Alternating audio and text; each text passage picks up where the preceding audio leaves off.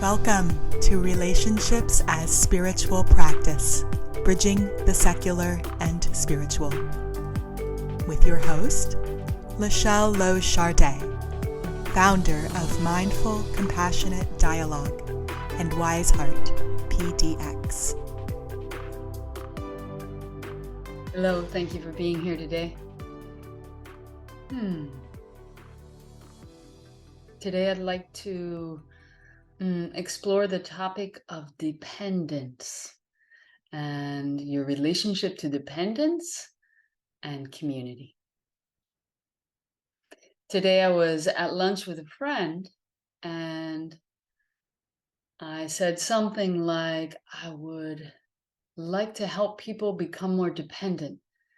And my friend immediately corrected me and said, "You mean interdependent?" And in that moment, I was aware of how difficult it is to even imagine depending.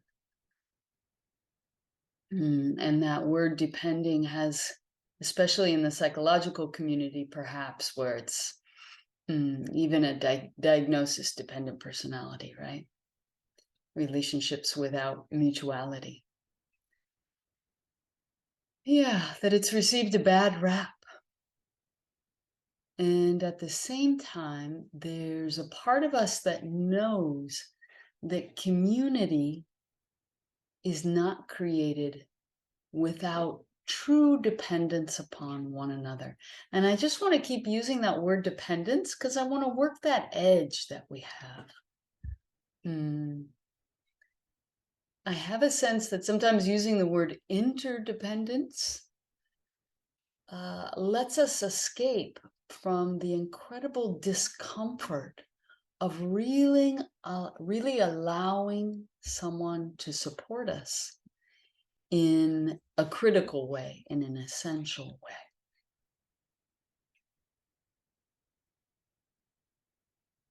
And I have a thought that when we think about our communities, we could use words like supportive and nice. Maybe we use words like comfortable or fun, but we don't use words necessarily like essential. And at the bottom of that, we know something is missing. That really the glue of a community means truly depending on each other. To the extent that my dream is to the extent that you have medical providers in your community. We don't have this giant system, right? Or maybe this giant system serves a different purpose. But the health and well-being of you and your kids and your immediate family are actually dependent on someone in your community, for example. And that within that dream of depending upon one another in an essential way, in not something extra, but something essential for your life, that there doesn't necessarily need to be capitalism mixed in there, right? There's the dream that we depend on each other and we accumulate gratitude and relationship and knowing each other rather than accumulating what we imagine brings us security, whatever that is, money, land, blankets, whatever that is for you, coats in your closet. So I want to offer this question to you. Are you willing to depend on someone else? And if the answer is yes, I already depend. I depend on my partner, or I depend on my parents, or I depend on my siblings, or depend on my best friend for very specific needs, very life-critical needs. Then I celebrate that. And I would ask you two more questions. Who depends on you? Who do you allow to depend on you? And who else are you willing to depend on? And so there's some layers there with those questions that I'd like to just touch on. One is vulnerability and our story of separation. Another is convenience and security. And the last is strength and courage. So first, just recognizing that even when I said the word dependence today at lunch, I don't really know what happened for my friend, but there was an immediacy to correcting my words, which made me imagine there was a sense of, ooh, dependence, right? That's a problem. I'd like us to redefine that word, to reuse that word, to bring it in, and to acknowledge the vulnerability in saying, I will ask for my needs to be met with another human being that doesn't depend on paying them, right? And what that feels like to reach out, to ask for support when you really need it. Even I just did it right there. Did you catch that? When you really need it. If you don't really need it, then don't ask. So that's part of my conditioning. I'm imagining that's part of conditioning for a lot of us. That you can only ask something if you really need it, right? I want to invite you to consider, what if you asked for collaboration because it's fun, because it's just a little bit easier? You could do it by yourself, but it's just a little bit easier. What would that be like? And of course, within that fear of depending, fear of asking for help or allowing someone to depend on you, there is this story that the economic system and whatever other paradigms in our world contribute to or collude with, that we're separate and that we're supposed to be independent. I struggle with that word independent. I put it on the universal needs list begrudgingly, because I think often the word independent is really a word that people use for separate. I can do things on my own, right? And it promotes the delusion that you do anything on your own, right? When in actuality, independence maybe means more like willing to take the time to see what contributes to the flow of supporting each other. Maybe it means cultivating the skill and awareness to track that flow and to include yourself in that flow. Maybe it means willing to examine the stories you've been given about what's reality, what's true, what's not true. And another thing that we've been sold within this story of separation, that it's easier to pay for services rather than to rely on relationships or to depend on others to meet our needs. Yikes. It's a dangerous concept. It gives this notion of convenience, right? I can just pay for something and it's over and I don't have to go into relationship. Those choices add up. And we talked about in the last podcast, our relationship to resources is those choices to do something out of convenience, to purchase a service or a thing quickly without investigating the possibility. Could a neighbor help you with that, right? Could someone else help you with that?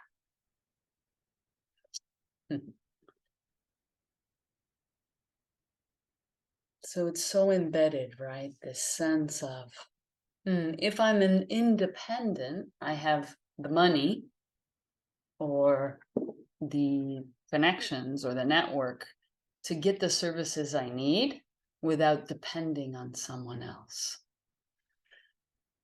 Oh, it's a devastating idea, really, because it blocks our natural impulse to create circles of dependence in which we depend on each other. Right? That beautiful flow of interdependence is the word we like better, but that beautiful flow of allowing ourselves to depend on others and allowing them to depend on us.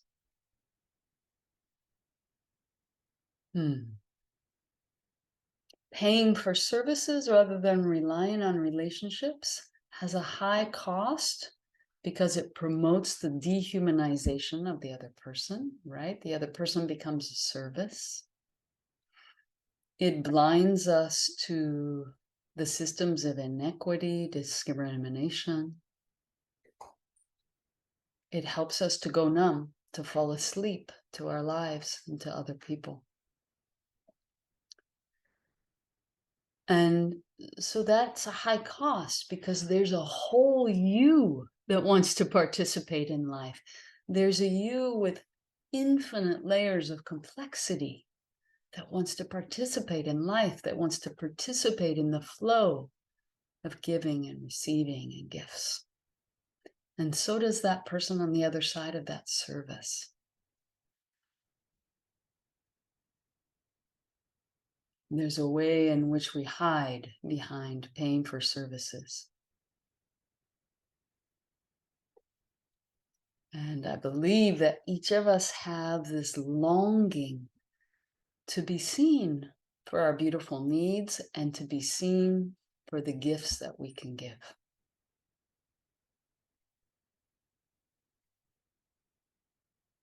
And we know that as a global community, we desperately need communities in which whole people get to exist, in which they don't do mind-numbing jobs and services and are not seen for their efforts.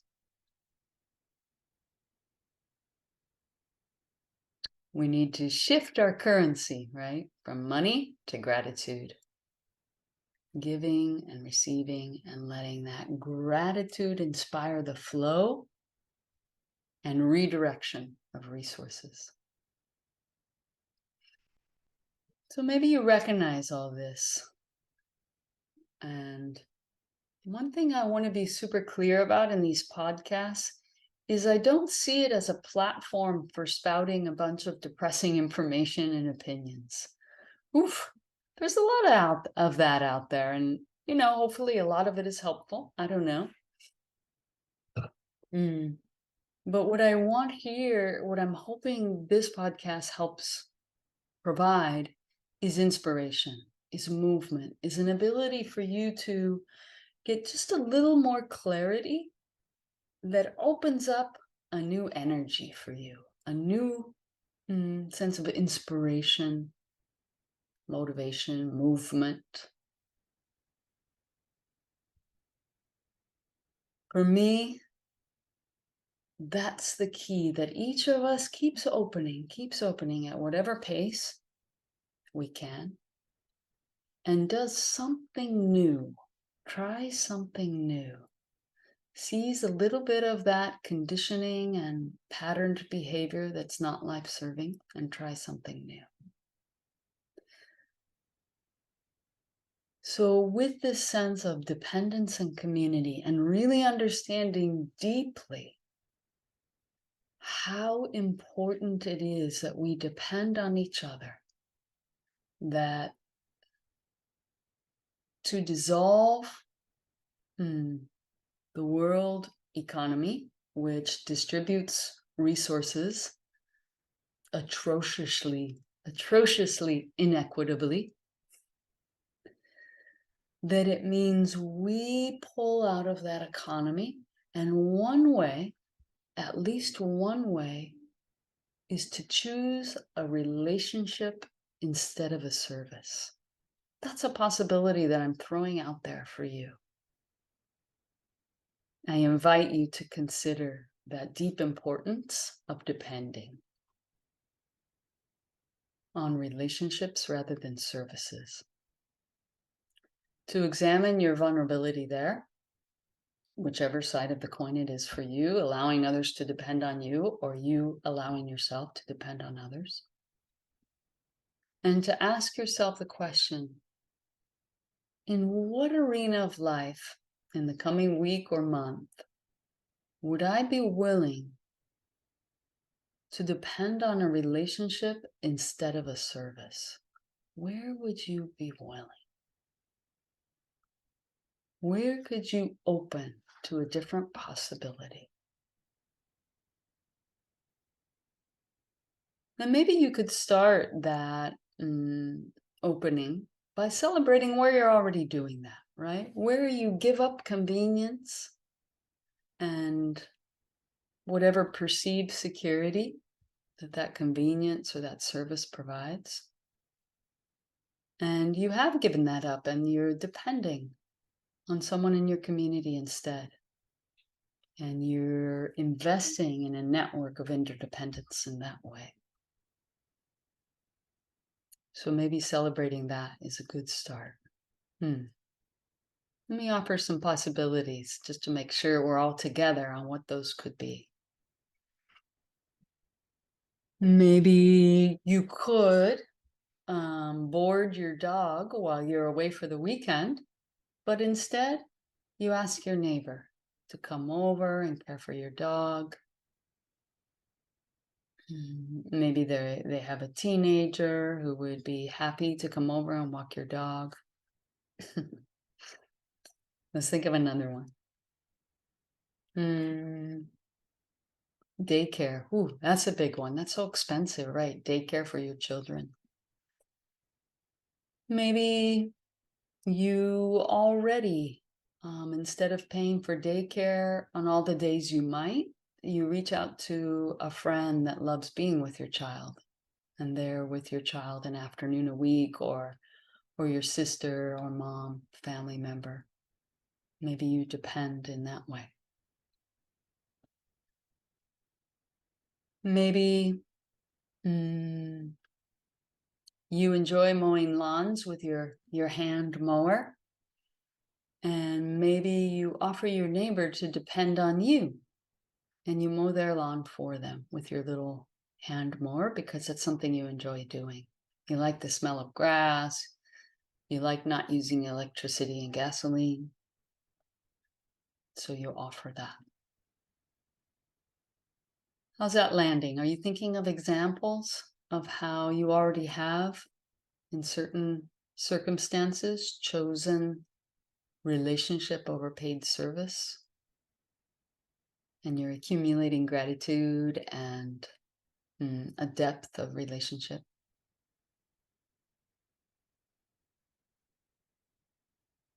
So I invite you to sit with that more. Sit with the ways you're already doing that, and then ask yourself, what else?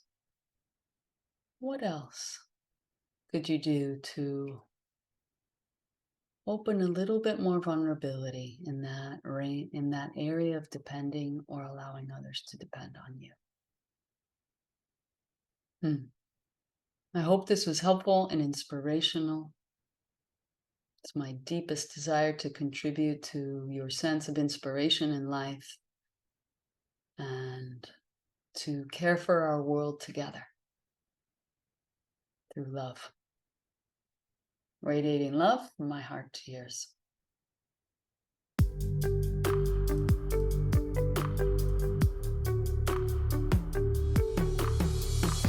You can find free resources and information about mindful, compassionate dialogue, as well as Wise Heart's live offerings and self-paced workshops online at www.wiseheartpdx.org. You can also connect with Wise Heart on Facebook, Instagram, Twitter, and YouTube, or by emailing info@wiseheartpdx.org.